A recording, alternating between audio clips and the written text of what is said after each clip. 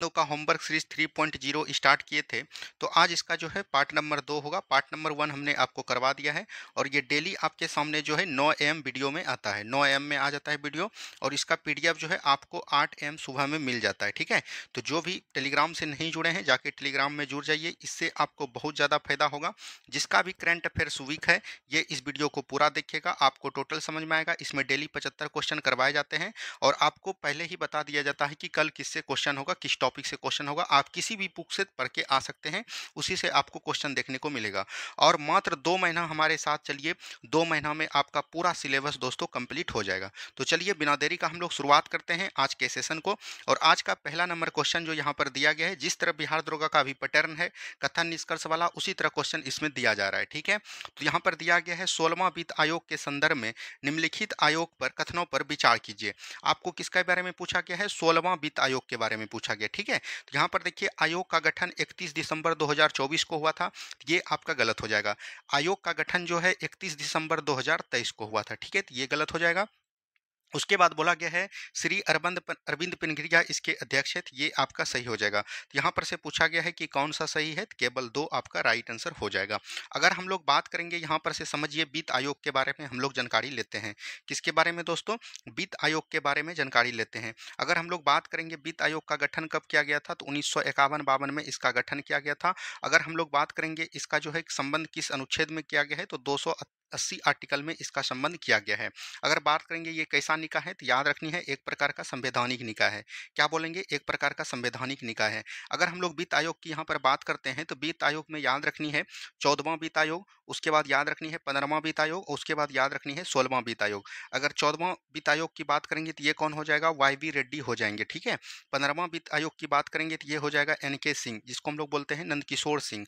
और 16वां वित्त आयोग अभी कौन है दोस्तों? आपको याद रखनी है अरविंद पनगड़िया हो जाएंगे। कौन हो जाएंगे? अरविंद पनगड़िया आपका हो जाएगा, ठीक है। तो ये चीज़ ध्यान दीजिएगा। वहीं अगर पूछा जाएगा कि प्रथम वित्त आयोग के अध्यक्ष कौन थे, तो ये याद रखनी है कौन हो जाएगा? KC नियोगी हो जाएंगे। कौन हो जाएंगे दोस्तों?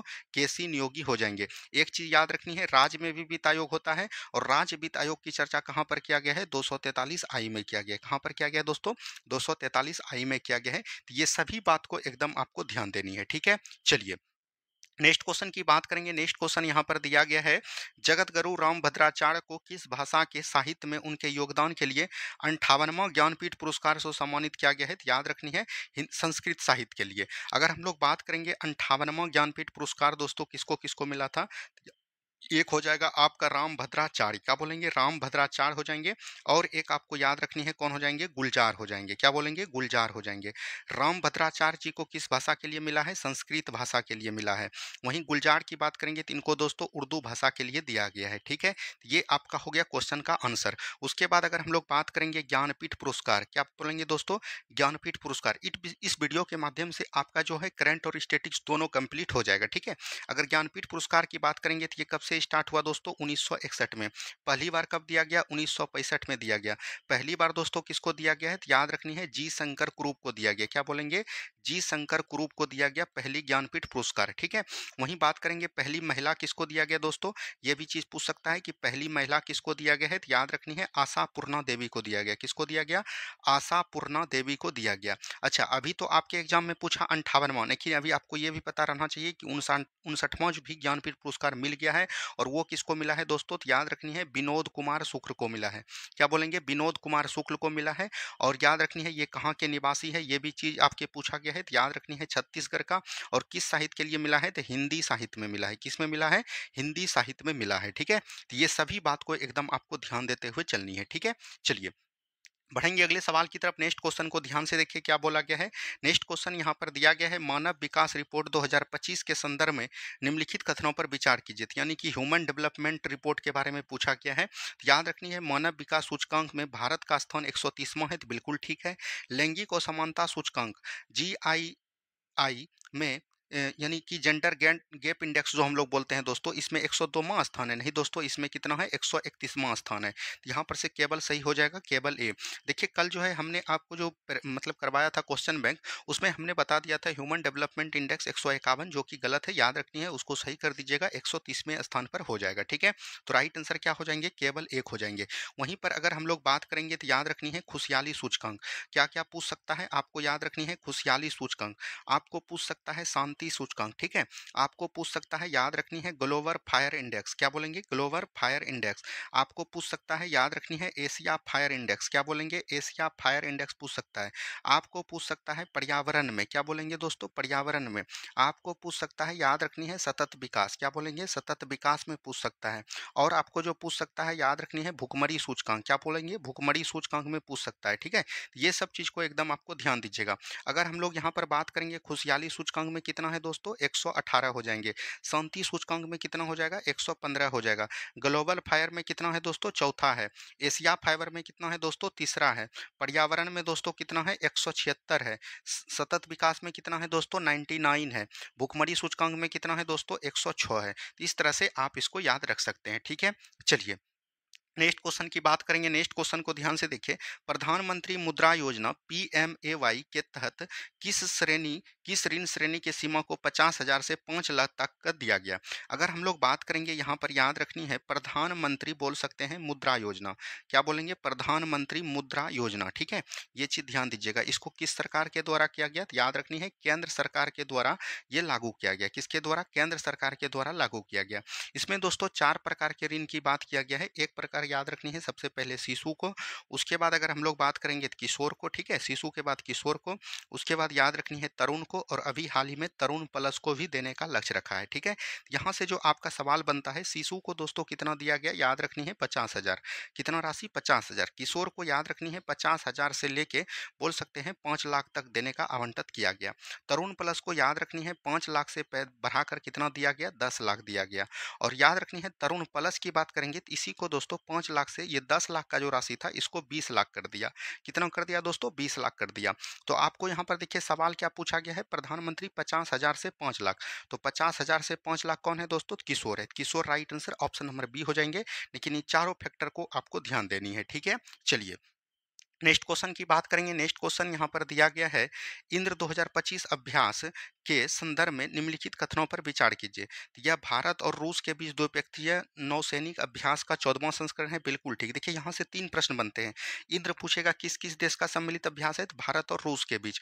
और कैसा है, द्विपक्षीय नौसैनिक अभ्यास। जब 2 देश भाग ले तो द्विपक्षीय, 2 देश के अलावा अधिक भाग ले तो उसको हम लोग बोलते हैं बहुपक्षीय, और जब एक देश भाग ले तो उसको बोलते हैं एक पक्षीय।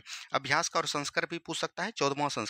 यह गोवा के तट पर आयोजित किया गया, तो ये गलत हो जाएगा। गोवा के तट पर नहीं दोस्तों, बल्कि कहां पर किया गया, चेन्नई के तट पर किया गया। तो केवल एक आपका सही हो जाएगा। ठीक है, चलिए नेक्स्ट क्वेश्चन यहाँ पर देखिए। अप्रैल 2025 में संसद के बजट सत्र के दौरान मध्यरात्रि में गर्मागर्म बहस के बाद कौन सा प्रमुख विधेयक पारित किया गया, तो ये तो आप बना लीजिएगा। इसका याद रखनी है, ये जो हो जाएगा बप संशोधन 2025 हुआ। और ये किसके लिए संबंधित था, तो याद रखनी है गैर मुसलमान के लिए। किसके लिए, गैर मुसलमान वर्गों को जो संपत्ति बहुत अधिक हो गया था, इसी के लिए दोस्तों ये बप विधेयक लाया गया था। अगर हम लोग यहीं पर बात करेंगे दोस्तों, समान नागरिक संहिता, इसकी चर्चा भारतीय संविधान के अनुच्छेद 44 में है। और ये अभी वर्तमान में कहाँ पर लागू है, उत्तराखंड में अभी लागू है। और पहले जो सबसे पहले लागू था वो कहां पर था, गोवा में। तो अभी 2 राज्य में है, और गुजरात इसको लागू करने का बात कर रहा है। ठीक है, लेकिन लागू अभी हुआ नहीं है। अगर हम लोग बात करेंगे भूमि अधिग्रहण विधेयक दोस्तों, ये कौन सा संविधान संशोधन हो जाएगा, 100वां संविधान संशोधन हो जाएगा। और याद रखनी है ये भारत और बांग्लादेश के बीच है। किसके किसके बीच है, भारत और बांग्लादेश के बीच है, जिसको हम लोग बोलते हैं 3 बीघा कॉरिडोर। ठीक है, जीएसटी संशोधन विधेयक ये हो जाएगा 101वां संविधान संशोधन। और याद रखनी है इसी में किसका बात बोला गया है, जीएसटी का उल्लेख किया गया है। तो ये सभी बात को ध्यान दीजिएगा। चलिए बढ़ेंगे अगले सवाल की तरफ। नेक्स्ट क्वेश्चन को ध्यान से देखिए। बिम्स्टेक शिखर सम्मेलन 2025 के दौरान किस प्रमुख परिवहन समझौते पर हस्ताक्षर किया गया। तो बिम्स्टेक शिखर सम्मेलन 2025 जब परिवहन की बात करेगा तो ये दोस्तों किससे हो जाएगा, तो याद रखनी है, अगर हम लोग ये किससे हो जाएगा, तो याद रखनी है समुद्री परिवहन समझौता से हो जाएगा। ऑप्शन नंबर सी बिल्कुल राइट आंसर आपका हो जाएगा। ठीक है, अगर हम लोग बात करेंगे बिम्स्टेक, किससे बात करेंगे दोस्तों? बिम्स्टेक की बात करेंगे। तो यहाँ पर से देखिए बिम्स्टेक से कई सारे सवाल यहाँ पर से पूछे जाते हैं, ठीक है? बिम्स्टेक से कई सारे सवाल पूछे जाते हैं। अगर हम लोग बिम्स्टेक की बात करेंगे तो अभी जो इसका वर्तमान में आयोजन 2025 में हुआ है दोस्तों, ये कहाँ पर हुआ है? तो याद रखनी है, ये दोस्तों बैंकॉक में हुआ है। कहाँ पर हुआ है? बैंकॉक के याद रखनी है, थाईलैंड में हुआ है। कहाँ पर हुआ है? थाईलैंड में। अगर बात करेगा इसमें टोटल कितने सदस्य हैं? 7 सदस्य हैं। अब देखिए 7 सदस्य कौन-कौन है? तो बी से सबसे पहले याद रखनी है, बी से आपका जो हो जाएगा याद रखनी है, ये हो जाएगा बांग्लादेश। क्या हो जाएगा? बांग्लादेश हो जाएगा, ठीक है? उसके बाद अगर हम लोग बात करेंगे आई से आपका क्या हो जाएगा? इंडिया यानी भारत हो जाएगा। एम से आपका क्या हो जाएगा? तो याद रखनी है म्यांमार हो जाएगा। उसके बाद एस से आपका क्या हो जाएगा? श्रीलंका हो जाएगा। क्या हो जाएगा? श्रीलंका। टी से आपका क्या हो जाएगा दोस्तों? थाईलैंड हो जाएगा। क्या हो जाएगा? थाईलैंड। और 2 राज्य और 2 देश और इसमें शामिल हैं। एक आपका भूटान हो जाता है और एक आपका नेपाल हो जाता है। अगर आपको पूछा गया था, इधर एग्जाम हुआ था, तो याद रखनी है पूछा गया था कि बिम्स्टेक का कौन सा सदस्य देश नहीं है? तो याद रखनी जो हस्ताक्षर कर सकते हैं, तो भूटान और नेपाल ये अस्थायी सदस्य नहीं है, ठीक है? ये चीज़ ध्यान दीजिएगा। अभी जो बिम्स्टेक से आपको सवाल पूछा जा रहा है, याद रखनी है बिम्स्टेक। किसकी बात करेंगे? बिम्स्टेक की बात करेंगे। इसका जो सवाल पूछा जाता है, तो याद रखनी है युवा शिखर सम्मेलन कहाँ पर हुआ था? उसके बाद किसान शिखर सम्मेलन कहाँ पर हुआ था? इस तरह के सवाल पूछे जाते हैं। युवा हो गया, किसान हो गया, एक आपका मंत्री पूछा जा सकता है। मंत्री के बाद याद रखनी है रक्षा पर सम्मेलन जो हुआ था वो कहाँ पर, किस स्थान पर किया गया था? और याद रखनी है एक जो है साइबर क्राइम सम्मेलन कहाँ पर हुआ था? इस तरह के सवाल आपको पूछे जाते हैं। अगर युवा की बात करेंगे तो ये गुजरात के गांधीनगर में संपन्न हुआ था दोस्तों। किसान का सम्मेलन कहाँ पर हुआ था? नेपाल में हुआ था। मंत्री रक्षा दोस्तों ये कहाँ पर हुआ था? तो नई दिल्ली में प्रारंभ हुआ था। और अगर हम लोग साइबर की बात करेंगे तो ये दोस्तों आपका कहाँ पर हुआ था? बेंगलुरु में हुआ था। ये सभी बात को एकदम आपको याद रखनी है, बिम्स्टेक से यहाँ से सवाल पूछा जा सकता है, ठीक है?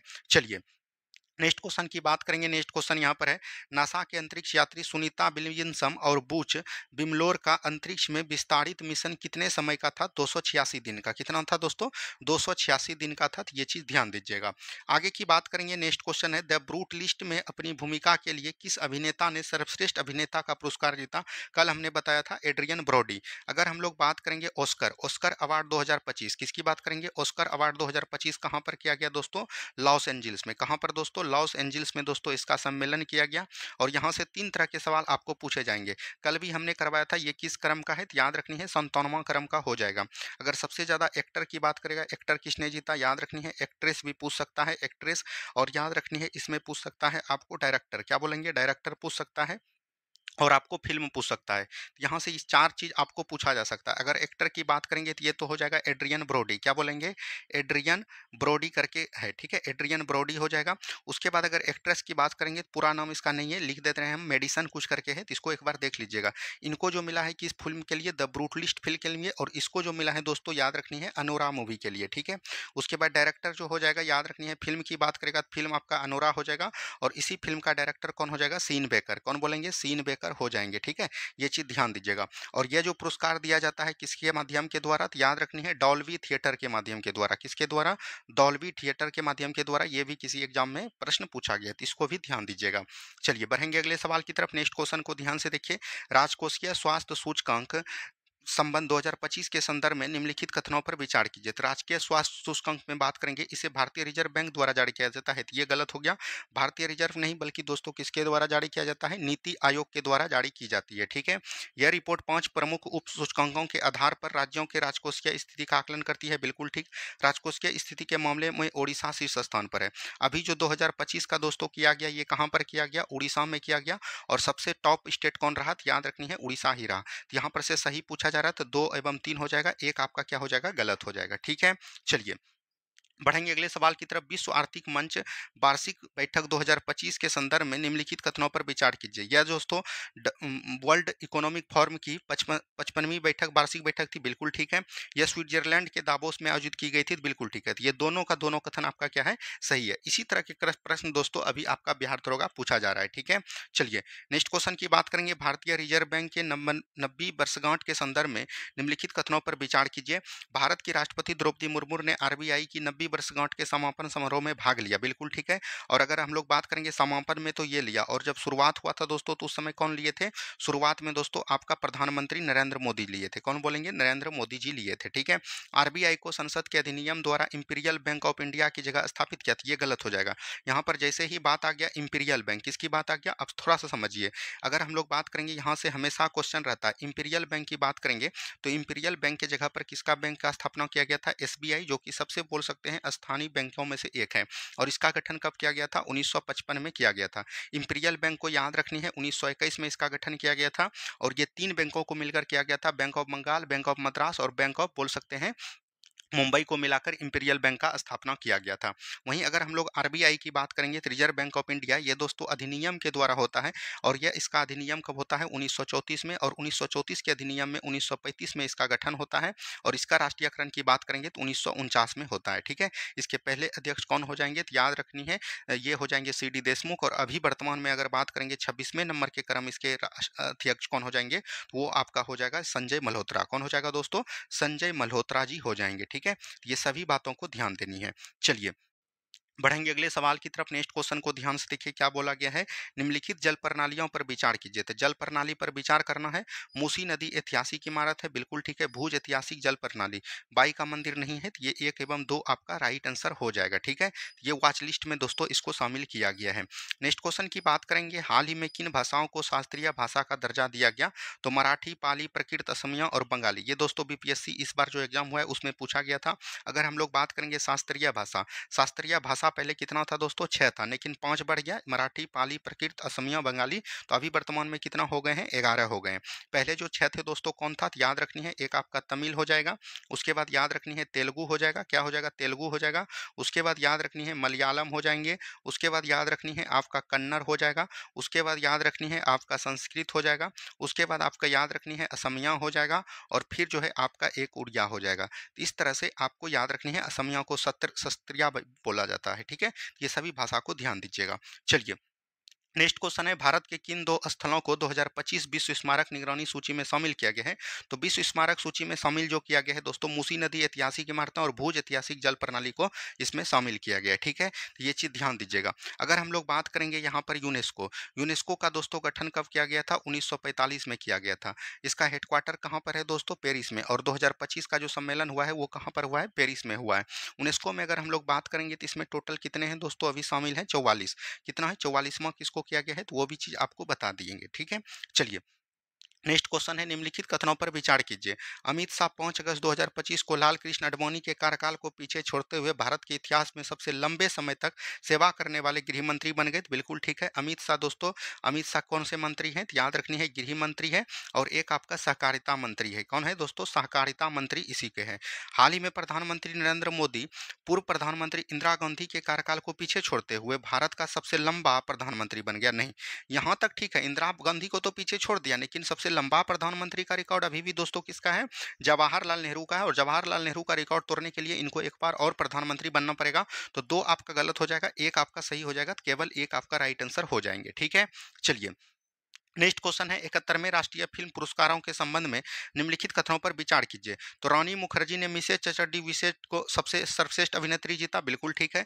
विक्रांत मैसी ने 12th फेल के लिए सर्वश्रेष्ठ अभिनेता का पुरस्कार जीता। और शाहरुख खान ने जवान में अपनी भूमिका के लिए सर्वश्रेष्ठ अभिनेता का पुरस्कार जीता। तो ये तीनों का तीनों कथन आपका क्या है? सही है। इन तीनों को एकदम ध्यान दे दीजिएगा। और इसका कहाँ पर हुआ दोस्तों? तो याद रखनी है मुंबई में आयोजन हुआ। कहाँ पर हुआ दोस्तों? आयोजन आपका मुंबई में हुआ, ठीक है। चलिए नेक्स्ट क्वेश्चन की बात करेंगे। अप्रैल 2025 में पहलगांव आतंकी हमले की जिम्मेदार किस आतंकवादी समूह ने ली? याद रखनी है द रेजिस्टेंट फ्रंट ने लिया। अगर हम लोग बात करेंगे, एक आपको पता होगा पहलगांव हमला जो कि बहुत ही दर्दनाक था, जाति धर्म पूछ के 200 मारा गया। और इसी के लिए जो चलाया गया, याद रखनी है ऑपरेशन सिंदूर को चलाया गया। क्या बोलेंगे? ऑपरेशन सिंदूर को चलाया गया। क्या बोलेंगे? ऑपरेशन सिंदूर चलाया गया। और एक प्रकार का ये बोल सकते हैं सफल मिशन रहा। और इसी सफल मिशन के लिए याद रखनी है जम्मू कश्मीर के लोगों ने याद रखनी है तिरंगा यात्रा किया। क्या बोलेंगे? तिरंगा यात्रा किया। तो ये भी कई बार एग्जाम में पूछे गए हैं, ठीक है। चलिए नेक्स्ट क्वेश्चन है, अप्रैल 2025 में भारत ने किस देश में ब्रह्मोस सुपरसोनिक क्रूज मिसाइल का दूसरी खेप भेजी? तो ये फिलीपींस हो जाएगा। अगर हम लोग बात करेंगे ब्रह्मोस, ब्रह्मोस दोस्तों याद रखनी है ये आपका भारत का ब्रह्मपुत्र नदी और रूस का मोस्कवा नदी के मिश्रण से इसका नाम ब्रह्मोस पड़ा है। और ये याद रखनी है भारत और रूस का दोस्तों याद रखनी है क्रूज मिसाइल है। क्या बोलेंगे? क्रूज मिसाइल है, ठीक है। और अभी जो है याद रखनी है द्वितीय इसको किसमें बोला गया है, फिलीपींस के। पहले के साथ दोस्तों इंडोनेशिया के साथ था, लेकिन इंडोनेशिया के साथ मना कर दिया है, ठीक है। ये भी चीज ध्यान दीजिएगा। नेक्स्ट क्वेश्चन है, किस भारतीय लेखक की लघु कथा संकर हार्ट लैम्प के लिए दोस्तों अंतरराष्ट्रीय बुकर पुरस्कार दिया गया है बानो मुस्ताक को। ये भी दोस्तों आपका बीपीएससी इस बार पूछा था, ठीक है। ये चीज ध्यान दीजिएगा।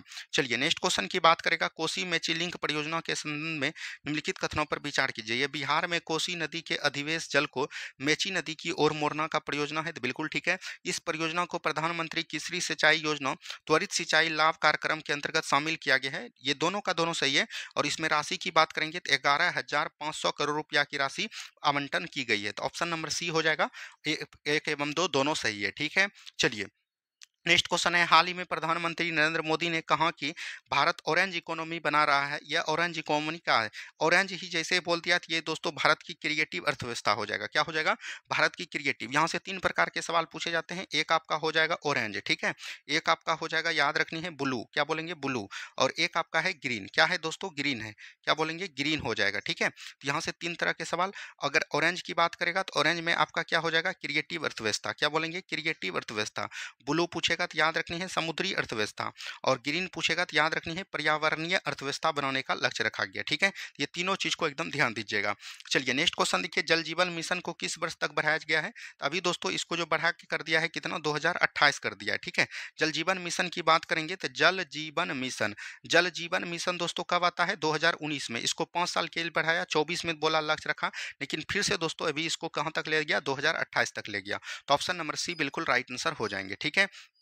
किस राज्य के ग्रीनफील्ड हवाई अड्डा और पटना हवाई अड्डा का विस्तार किया जाएगा, तो ये बिहार हो जाएगा। क्या हो जाएगा दोस्तों, बिहार हो जाएगा।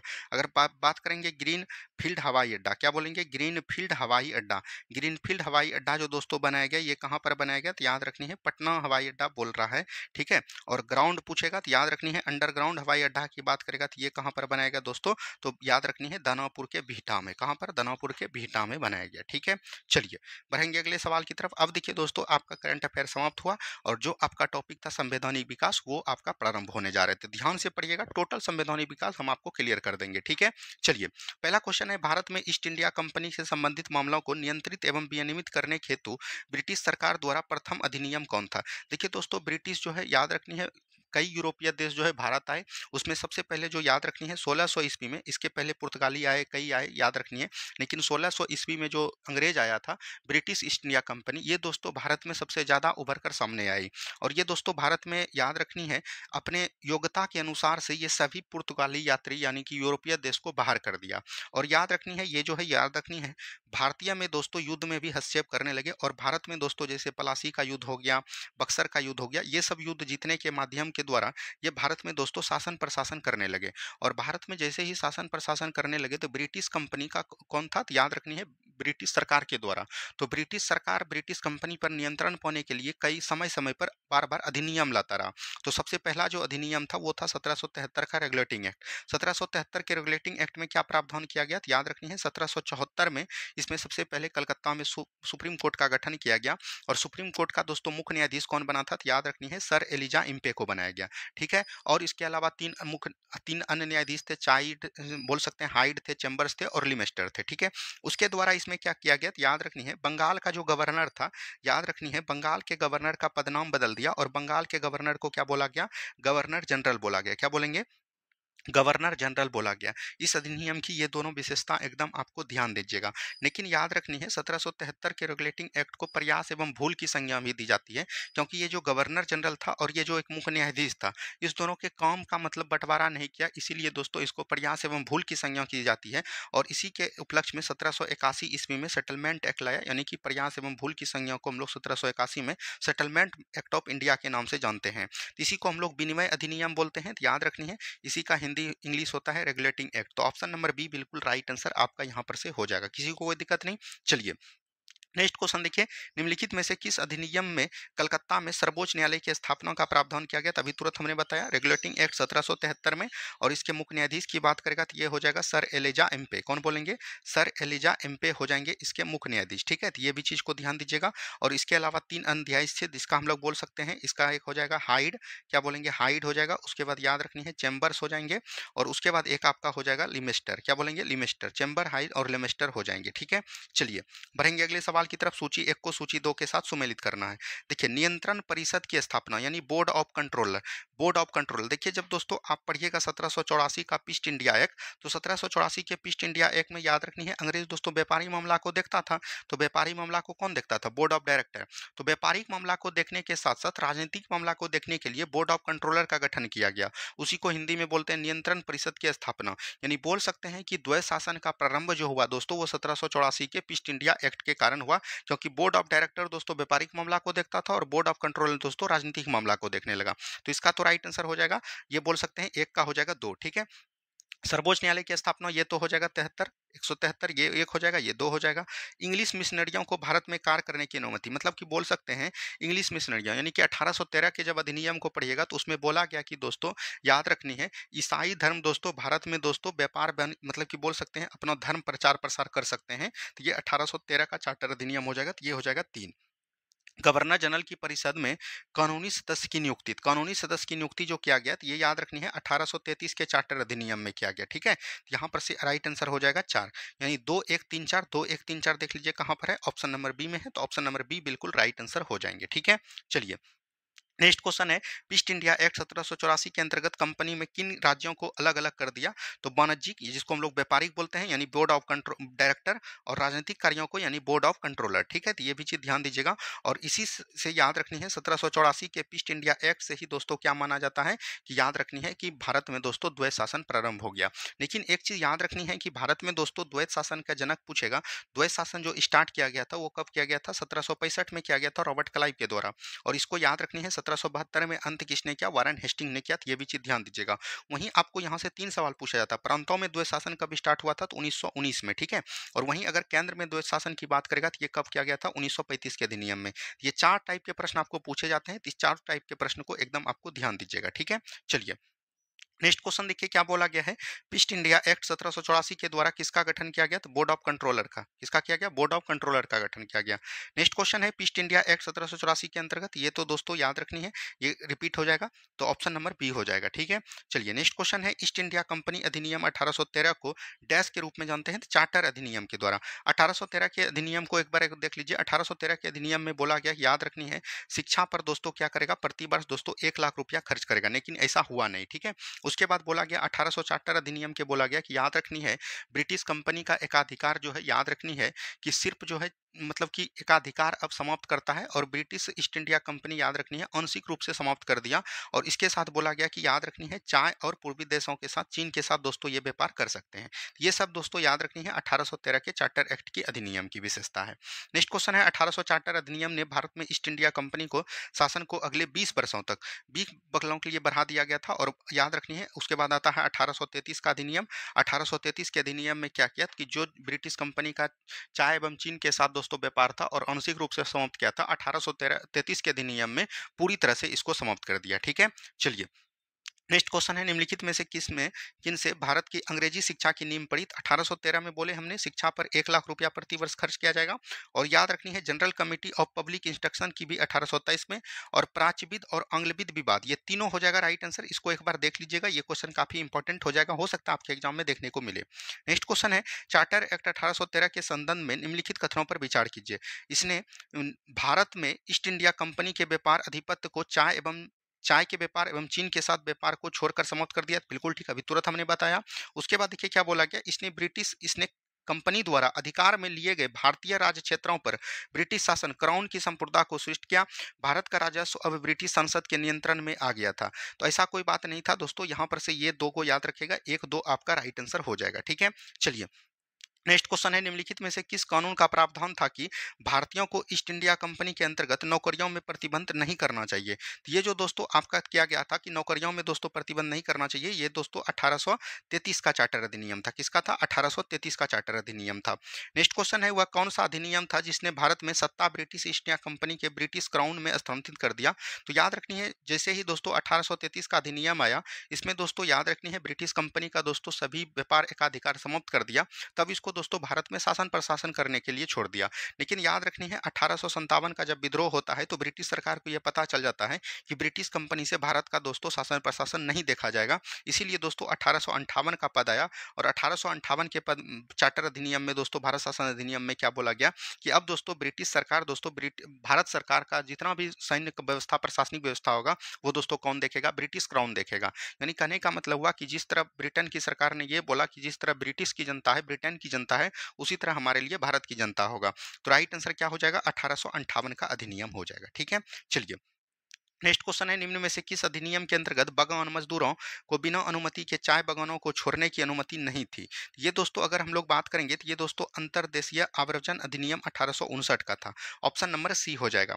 नेक्स्ट क्वेश्चन है, ब्रिटिश ईस्ट इंडिया कंपनी के निम्नलिखित में से किस अधिनियम ने सामूहिक कार्यचलन के स्थान पर विभाग या विभागीय पद्धति द्वारा वायसराय की कार्यकारिणी परिषद पर उनके प्राधिकार और अधिक बल देने का, यानी कि याद रखनी है पोर्टफोलियो प्रणाली यहाँ पर बोला गया। विभागीय प्रणाली को पोर्टफोलियो प्रणाली बोल सकते हैं।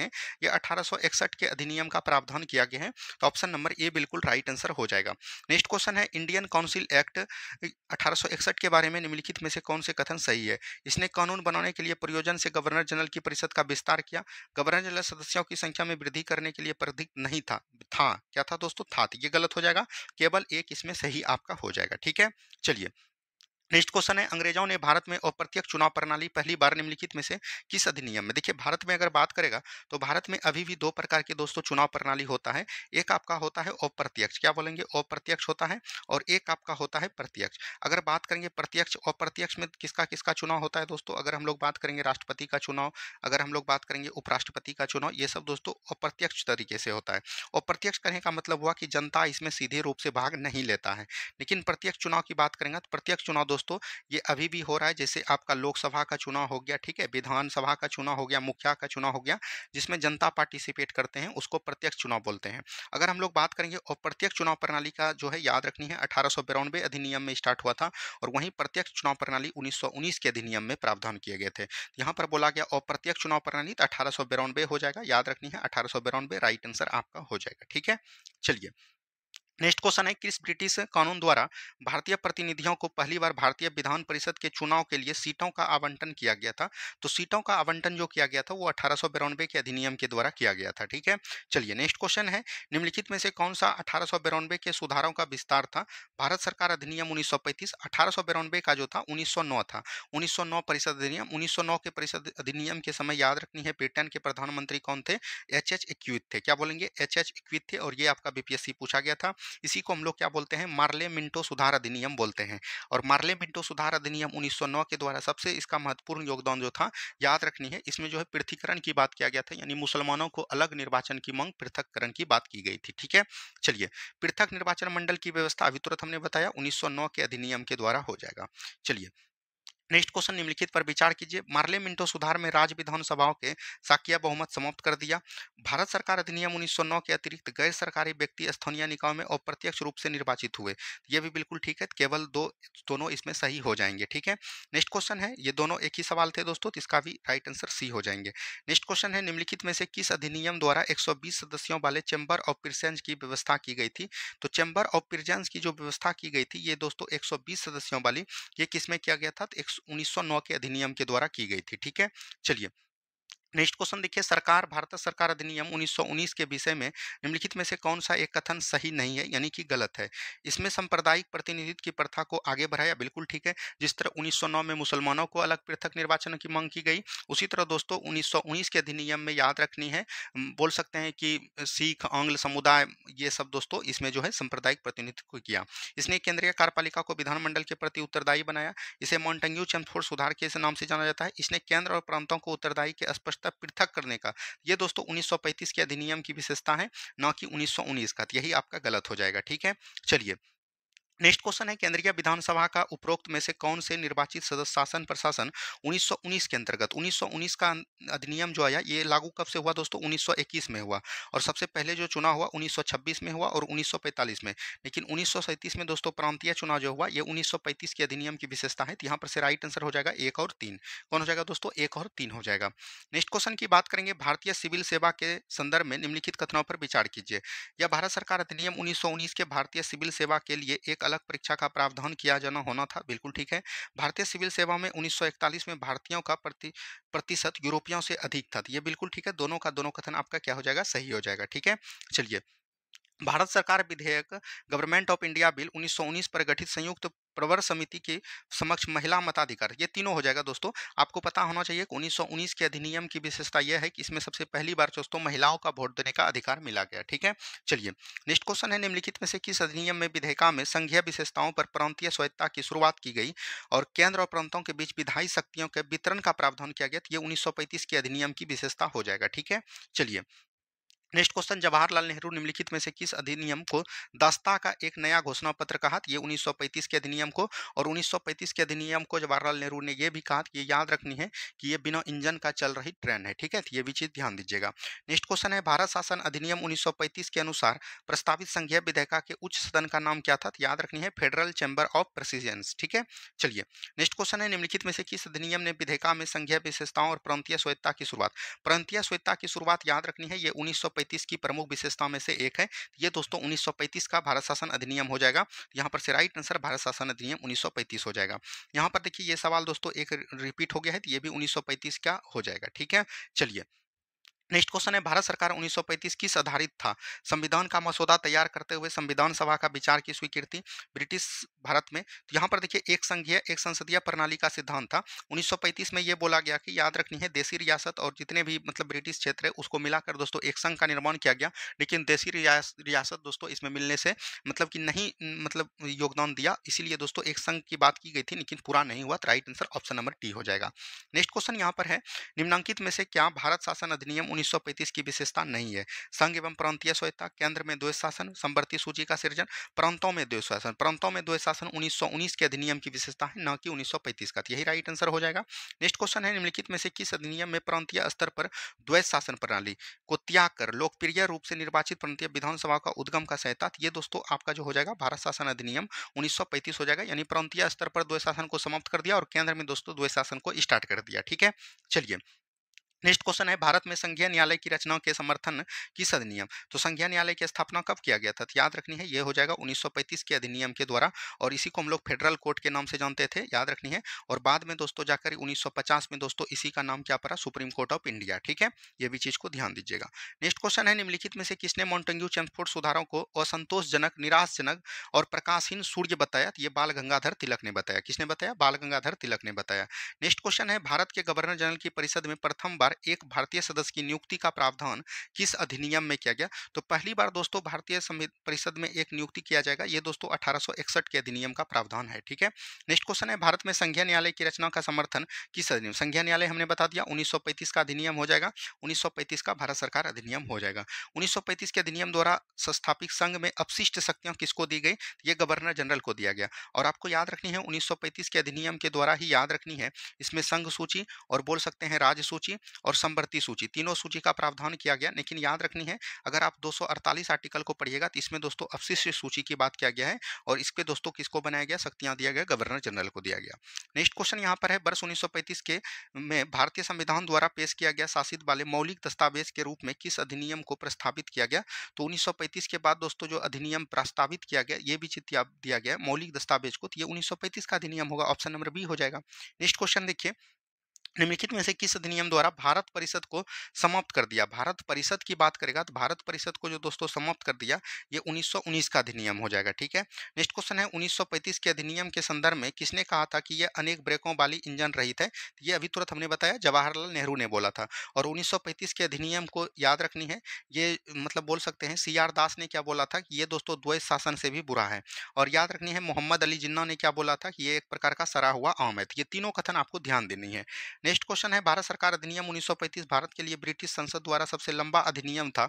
मूल रूप से पारित अधिनियम बहुत लंबा होने के कारण दो अलग-अलग अधिनियमों में विभाजित किया गया, अर्थात भारत सरकार अधिनियम 1935 और बोल सकते हैं बर्मा सरकार अधिनियम 1935 हो जाएगा। ऑप्शन नंबर बी हो जाएगा। नेक्स्ट क्वेश्चन है, भारत सरकार अधिनियम 1935 के विषय पर निम्नलिखित कथनों पर विचार कीजिए। यह अधिनियम ब्रिटिश संसद द्वारा अधिनियमित किया गया था। यह अधिनियम को भारत और बर्मा सरकार के लिए दो अलग-अलग अधिनियमों में विभाजित किया गया। यह अधिनियम 1 अप्रैल 1935 में प्रारंभ में आया। नहीं दोस्तों, 1936 में हुआ, तो ये गलत हो जाएगा। 1 एवं 2 आपका सही हो जाएगा। 1 एवं 2 आपका सही हो जाएगा। ठीक है।